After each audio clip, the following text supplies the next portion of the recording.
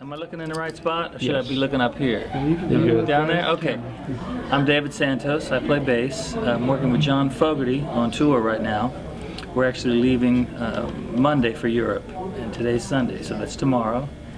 I wanted to come by and do a quick thing for Dave. He's a good friend of mine, and basically, he told me to tell my story, so I've got a lot of stories, but my basic story is I'm a bass player, musician from Florida originally, Tampa. I grew up there and began playing bass as a youngster with my brothers. The three brothers that I had, two of them played, one of them is an engineer, and I played with them as a kid. Two guitar players, Richard and Mark. They would be playing like Jimi Hendrix and Beatles and Clapton stuff and the Cream and Beach Boys, stuff like that was happening at the time, and they'd be in the room back there playing, and I'd walk in and want to be a part of it. They were really good. So they had a bass player actually that played with them, and he had a little amp and a hollow body red Epiphone bass, and he quit. He just didn't show up one day. So I said, "Can I try?" And they said, "Yeah, you can try." So I picked it up and I tried to make some noise on it. I couldn't. Of course, it was a complete failure. But I ran to the next bedroom and put on some records and put my ear on it and tried to hear what is he playing and trying to find the note. I had no technique at all, and I tried to find those notes. And I remember that actually the song was "After Midnight" by Eric Clapton. It was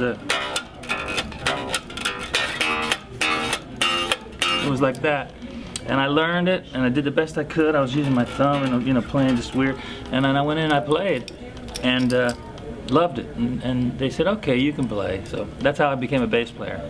Then I practiced 8 hours a day, 10 hours a day, until I could keep up with them, and I was playing. And then I moved from Florida to well, my father passed away, and it was like becoming a man, so to speak. So I moved to Boston. I wanted to be a New York musician. Of course, this is 10 years after that, maybe even 15 years after that. I had been playing in nightclubs, and like we all did, that was the 70s, so we were playing like 6 nights a week, they called it. And I was playing 6 nights a week in disco bands, and that's how I learned how to really groove, with the drummer and stuff. And so then I decided to move to, like I said, make it and move to New York. So I wanted to get some knowledge first before I went. I'm a street player, I just told the story, basically how I learned. So I wanted to learn to read and to function in New York, because those guys that I was listening to, I would say probably Stuff being the main centerpiece of my listening experience. Stuff was a band that was full of session musicians, Steve Gadd on drums and Gordon Edwards, and Will Lee was in that clique. He was one of my faves, if not my fave. Jocko was happening at the time, and Marcus Miller hadn't come out yet, but he was getting ready to hit in like 77, 78, like that. But anyway, so I moved to Boston to get a little knowledge, to read. I felt like I better learn how to read to be around those guys, New York City. As I said, my father had passed away, and he left me a car. It was a little Escort, Ford Escort, that sort of like barely had some life in it. And I drove it up to Boston, and I went in there and played for them and got a little scholarship, which was cool. There was a guy actually there, Jeff Link. He was a guidance counselor, and he had seen me play in a jazz club, believe it or not, when passing through Florida. And he went, I know you play at Black Precision. And I said, "Oh man, wow." And he goes, "Yeah, well, come in my office." So I went in there, and he gave me a scholarship. It was great.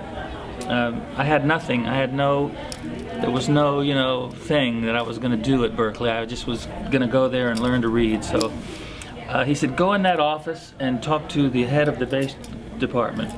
And I said, "Okay." So I went in there nervous. And he said, "So you want to study here? I see you got a little scholarship thing going on.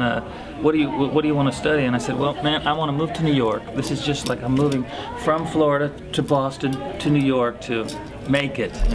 I didn't say that, but I started telling my story, And I said, my father just passed away, and I did this and that. And the guy said, listen, hold on a minute. This is a music college. He goes, get to the point. And he was kind of like a little pushy. And I said, oh, well, okay then, the point is this. I just want to learn to read music. I don't really want to learn like all the other stuff, the arranging, the this, the that. I just want to play the bass every day, read music, and then move to New York and go, you know, climb the ladder. And he said, well, you can't do that here. You have to study arranging this and that and the other, and listening and analysis. He had given me a paper with the thing.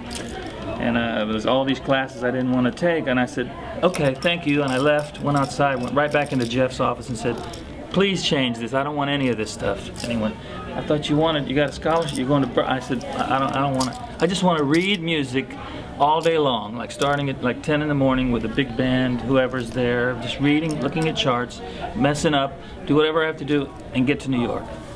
I don't want to be, you know, I don't want to be a teacher someday. I don't want to be this. I just want to play. And he goes, wow, you don't care about any college education? I said, none, zero. He goes, okay, I'll tell you what.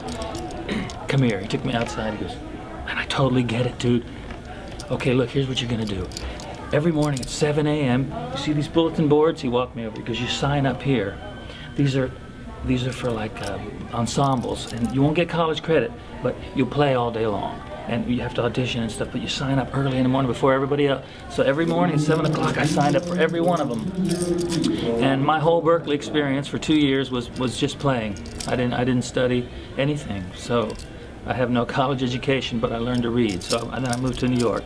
And I can't tell you, I mean, there's so many great stories, but I can't tell you how much that helped me, because on the street, you know, you walk in, you got your bass, and the only thing that mattered in New York was play now. You know what I'm saying? It's like, play now. Don't talk about anything. We don't want to hear about what you know or what education you have or anything. It's, can you play now? So here's your chart, and wow, black notes everywhere, you know, but I could do it. So I got through gigs, I survived, and I remember having no money, living in New York, and just barely like surviving, eating these thing called ramen noodles. You know, they're like 3 for $1. These noodles you buy, and you eat, you survive. You know, and that made me play better because I had to get some money happening. So